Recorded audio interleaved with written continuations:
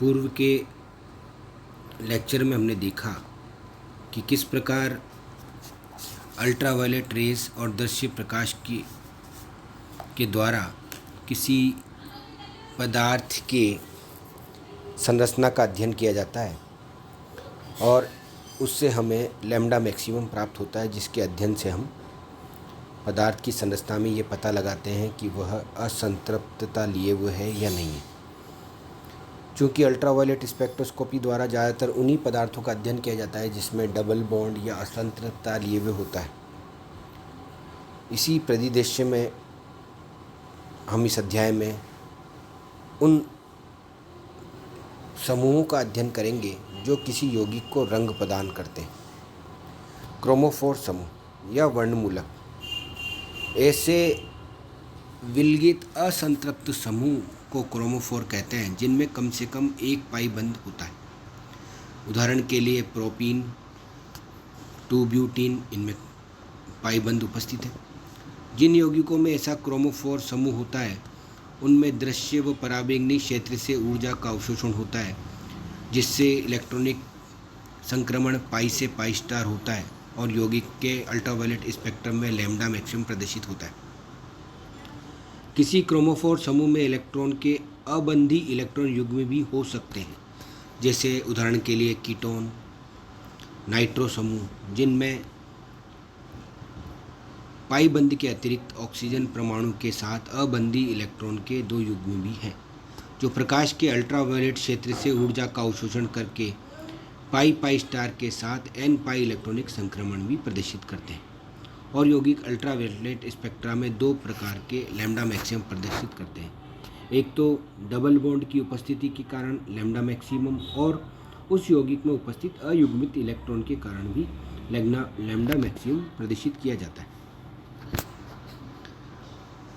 उदाहरण के लिए बेंजीन रंगीन है, परंतु NO2 समूह की उपस्थिति के कारण नाइट्रोबेंजीन का रंग हल्का पीला हो जाता है। इसी प्रकार मेटानाइट्रोबेंजीन गहरा पीले रंग का होता है। अतः इन यौगिकों में नाइट्रो समूह क्रोमोफोर समूह के समान व्यवहार करते हैं। ऑक्सोक्रोम समूह। ऑक्सोक्रोम समूह स्वयं तो कोई रंग प्रदान नहीं करते हैं, परंतु वह क्रोमोफोर समूह के साथ मिलकर किसी यौगिक को रंग प्रदान करते हैं। लोन पेयर वाले समूह जैसे OH समूह, NH2 समूह ऑक्सोक्रोम कहलाते हैं, जिसमें N से पाई संक्रमण के द्वारा लैम्डा मैक्सिमम के मान में वृद्धि कर देते हैं, जिससे यौगिक का रंग और गहरा हो जाता है। उदाहरण के लिए OH समूह, NH2 समूह, NHR समूह, OR समूह, ब्रोमीन समूह, क्लोरीन समूह, इस प्रकार के समूह ऑक्सोक्रोम समूह कराते हैं। विभिन्न प्रकार के इलेक्ट्रॉनिक शिफ्ट। किसी प्रतिस्थापी समूह की उपस्थिति में अथवा विलायक में परिवर्तन से लैम्डा मैक्सिमम के मान में परिवर्तन हो जाता है तथा अवशोषण की तीव्रता में भी परिवर्तन आ जाता है। इस शिफ्ट को ही हम स्पेक्ट्रोस्कोपिक शिफ्ट कहते हैं। ये शिफ्ट 4 प्रकार के होते हैं। पहला प्रकार का जो शिफ्ट है वो बैथोक्रोमिक शिफ्ट है। जब किसी प्रतिस्थापी या समूह की उपस्थिति में लैम्डा मैक्सिमम के मान में वृद्धि हो जाती है तो यह शिफ्ट बैथोक्रोमिक शिफ्ट कहलाता है। जब हम किसी यौगिक का स्पेक्ट्रा देखते हैं तो वह E और लैम्डा के मध्य खींचा जाता है। यदि लैम्डा मैक्सिमम के मान में कोई परिवर्तन न हो, परंतु वह ग्राफ उसके मूल संरचना से आगे की ओर शिफ्ट हो जाए, तो इस प्रकार का शिफ्ट बैथोक्रोमिक शिफ्ट कहलाता है। यह शिफ्ट में लैम्डा मैक्सिमम का मान लाल रंग की ओर विस्थापित हो जाता है। इस कारण से इसे लाल विस्थापन भी कहा जाता है। उदाहरण के लिए बेंजीन में लैम्डा मैक्सिमम का मान 256 नैनोमीटर प्राप्त होता है, परंतु टोलुइन में लैम्डा मैक्सिमम का मान बढ़कर 251 नैनोमीटर हो जाता है। अतः 5 नैनोमीटर की बैथोक्रोमिक शिफ्ट प्रदर्शित की जाती है, जो कि मैथिल समूह की बेंजीन रिंग पर उपस्थिति को बताती है। दूसरे प्रकार का जो शिफ्ट है उसे हम हिप्सोक्रोमिक शिफ्ट कहते हैं, या इसे नीला विस्थापन भी कहते हैं। जब विलायक में परिवर्तन से लैम्डा मैक्सिमम के मान में कमी आती है। अर्थात जब भी किसी पदार्थ का स्पेक्ट्रा हम ई और लैम्डा के मध्य ग्राफ खींचकर देखते हैं तो ऐसे ग्राफ में लैम्डा अपने मूल स्थान से पीछे की ओर शिफ्ट हो जाता है। इसे ब्लू शिफ्ट भी कहते हैं और इसे हिप्सोक्रोमिक शिफ्ट कहते हैं। इस शिफ्ट के कारण लैम्डा मैक्सिमम के मान नीले रंग की ओर विस्थापित होता है। इस कारण इसे नीला विस्थापन भी कहते हैं। उदाहरण के लिए नॉर्मल हेक्सेन में कार्बोनिल यौगिकों के लिए लैम्डा मैक्सिमम का मान 193 नैनोमीटर होता है, परंतु विलायक में यदि एसीटोन का उपयोग करें तो लैम्डा मैक्सिमम का मान घटकर 190 नैनोमीटर रह जाता है।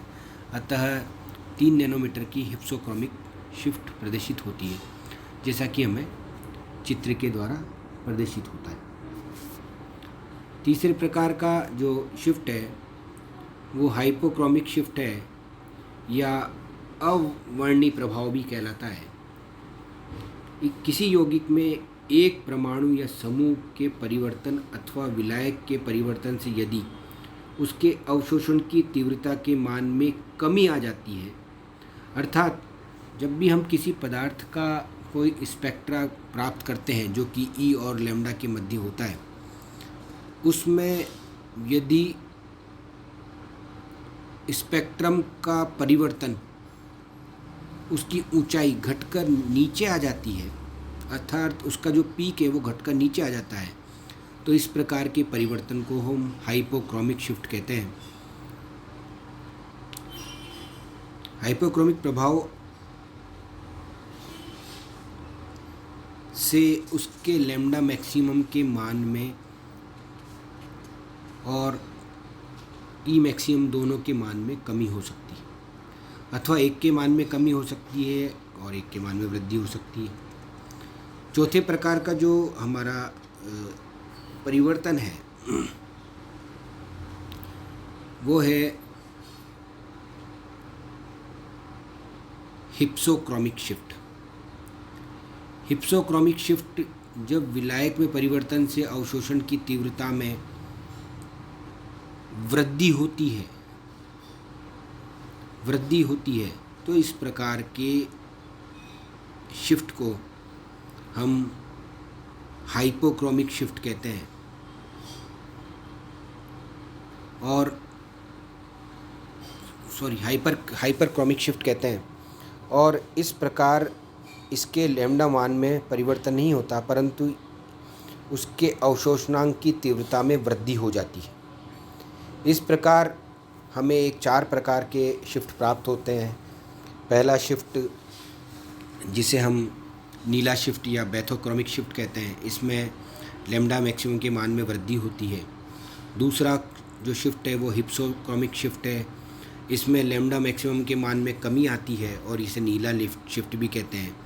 तीसरे प्रकार का शिफ्ट जिसे हम हाइपरक्रोमिक शिफ्ट कहते हैं, इसमें लैम्डा मैक्सिमम के मान में तो कोई परिवर्तन नहीं होता है, परंतु ई मैक्सिमम का मान पूर्व निर्धारित मान से अधिक हो जाता है। जबकि हाइपरक्रोमिक शिफ्ट में ई मैक्सिमम का मान कम हो जाता है। इस प्रकार हाइपरक्रोमिक शिफ्ट अथवा हाइपरक्रोमिक शिफ्ट प्रभाव बैथोक्रोमिक विस्थापन अथवा हिप्सोक्रोमिक विस्थापन के साथ साथ हो सकते हैं। अतः किसी समूह के प्रवेश से यौगिक के अल्ट्रावायलेट स्पेक्ट्रम के अवशोषण लैम्डा मैक्सिमम व ई मैक्सिमम दोनों के मान में कमी हो सकती है, अथवा एक के मान में कमी हो सकती है और एक के मान में वृद्धि भी हो सकती है, जिसे हम इन चित्रों के माध्यम से देख सकते हैं। इसी आधार पर हम विलायक का चुनाव करते हैं। स्पेक्ट्रोस्कोपी अध्ययन के लिए ऐसे विलायकों का चुनाव किया जाता है जो विद्युत चुंबकीय विकिरणों के उस क्षेत्र से अवशोषण न करें जिससे हम यौगिक का अध्ययन कर रहे हैं। अल्ट्रावायलेट स्पेक्ट्रम अध्ययन के लिए विलायक ऐसा होना चाहिए जो इस क्षेत्र में 200 से 800 नैनोमीटर तक के क्षेत्र में विद्युत चुंबकीय विकिरणों का अवशोषण न करें। हम देख चुके हैं कि सिग्मा स्टार संक्रमण में ऊर्जा का अधिक अंतर होने के कारण विद्युत चुंबकीय किरणों में निर्वात पराबैंगनी क्षेत्र में अवशोषण होता है। अतः संतृप्त हाइड्रोकार्बन जैसे हेक्सेन अथवा साइक्लोहेक्सेन का अल्ट्रावायलेट स्पेक्ट्रोस्कोपी में विलायक के रूप में व्यापक उपयोग होता है।